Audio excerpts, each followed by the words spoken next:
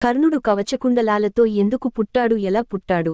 కర్ణుడు కుంతీదేవికి పుట్టలేదు. కుంతీదేవి కూడా నవమాసాలు మోసి కర్ణుని కనలేదు. కర్ణుడు పసిబిడ్డగా సూర్యుని ద్వారా కుంతీదేవికి ఇవ్వబడ్డాడు. అంతే. కన్యగా ఉన్న కుంతికి దూర్వాస మహర్షి ఇచ్చిన మంత్రం సంతాన సాఫల్య మంత్రం. ఆ మంత్రంతో ఏ దేవతను ఆవాహన చేస్తే ఆ దేవత వచ్చి సంతానాన్ని మాత్రమే ఇచ్చి వెళ్ళిపోతారు తప్ప మరే వరాలు అనుగ్రహించారు. ఆ మంత్ర ప్రభావం అలాంటిది. ఈ పరీక్ష పాఠకులు ముందు అర్థం చేసుకుంటే కర్ణుడు కుంతికి ఎలా ఇవ్వబడ్డాడో బాగా అర్థం అవుతుంది. ఇక విషయంలోకి వెడితే పూర్వకాలంలో ఒక రాక్షసుడు ఉండేవాడు. వాడు బ్రహ్మదేవుని గురించి ఘోరమైన తపస్సు చేసి అభేద్యమైన 1000 కవచాలు వరంగా పొందాడు. అప్పటినుంచి వాడికి సహస్రకవచుడు అనే పేరు స్థిరపడిపోయింది. ఆ వరగర్వంతో వాడు సర్వలోకాలను నానా హింసలకు గురిచేసి ఆనందిస్తుండేవాడు. వాడి బాధలు పడలేక సకల ప్రాణికోటి శ్రీ మహావిష్ణువును శరణు కోరగా, భయపడకండి, నేను నారాయణ రూపాలలో బదరికావనంలో తపస్సు చేస్తున్నాను. వాడికి అంత్యకాలం సమీపించినప్పుడు వాడే నా దగ్గరకు వస్తాడు. అప్పుడు నేనే వాడిని సంహరిస్తాను అని వారికి ధైర్యం చెప్పి పంపాడు. హిరణ్యకశిపుని సంహరించిన తర్వాత నరసింహస్వామి 2 రూపాలుగా విడిపోయాడు. నరరూపం నరుని గాను, సింహ రూపం నారాయణుని గాను ధర్ముని కుమారులుగా జన్మించాడు. వారే నారాయణులు. వారిరువురూ పుట్టుకతోనే పరాక్రమవంతులు, విరాగులు. అందుక వారిరువురూ ఆయుధదారులై బదరికావనంలో ఏకాగ్రచిత్తులై తపోదీక్ష వహించారు. ఏ ఆటంకం లేకుండా వారి తపస్సు కొనసాగుతోంది. ఒకసారి ప్రహ్లాదుడు బదరికావనం సందర్శించి వెడుతూ నారాయణులను చూసి వారి ప్రక్కన ఆయుధాలు ఉండుట గమనించి తాపసులైన వీరికి ఆయుధాలతో పనేమి, వీరెవరో కపట తాపసులయ్యుండవచ్చు అని భావించి వారికి తపోభంగం గావించి వారిని యుద్ధానికి ఆహ్వానించారు. వారి మధ్య భీకర యుద్ధం జరిగింది. ఎంతకాలమైనా ప్రహ్లాదుడు వారిని జయించకపోవడం చూసి ఆశ్చర్యపడి శ్రీ మహావిష్ణువును ధ్యానించాడు. శ్రీహరి ప్రత్యక్షమై, ప్రహ్లాదా, నరనారాయణులు నా అంశతో జన్మించినవారు. వారిని నీవు గెలవలేవు అని చెప్పాడు. ప్రహ్లాదుడు తన తప్పు తెలుపుకుని నారాయణులను క్షమించమని వేడుకుని అక్కడ నుంచి వెళ్ళిపోయాడు. నారాయణుల తపస్సు కొనసాగుతోంది. వారి తపస్సుకి ఇంద్రుడు భయపడి వారికి తపోభంగం చేసిరమ్మని అప్సరసలను పంపాడు. వారు తమ రూప, వయో, నృత్య గానాలతో నారాయణుల తపస్సుకు భంగం కలిగించాలని ఎంతో ప్రయత్నించారు.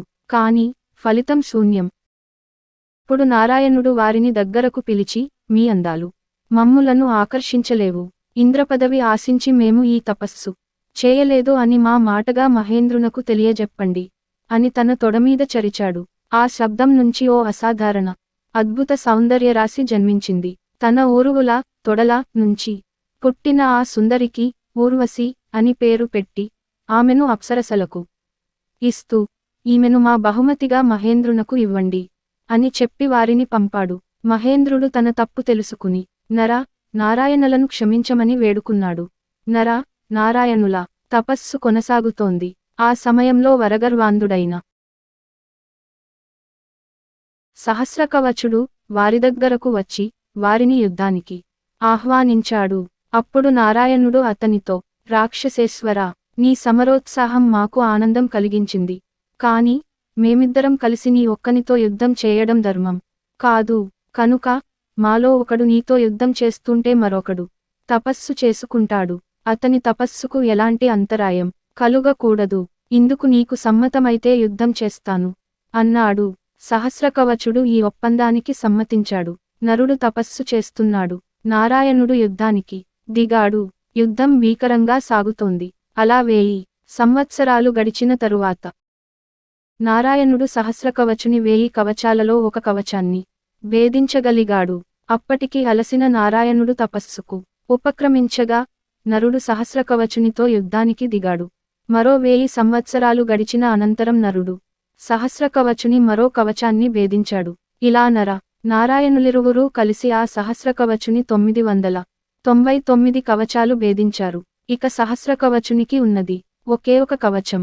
అది గమనించిన సహస్రకవచునికి భయం పుట్టి యుద్ధరంగం వదిలి పరుగున సూర్యుని దగ్గరకు వెళ్ళి అభయం ఇమ్మని వేడుకున్నాడు. అప్పుడు సూర్యుడు, కలకాలం నేను నీకు అభయం ఇవ్వలేను.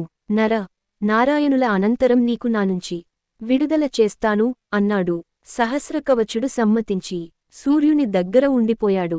కుంతి మంత్రబలానికి కట్టుబడి వచ్చిన సూర్యుడు ఆ సహస్రకవచునే పసిబిడ్డగా మార్చి కుంతి చేతికి అందించాడు.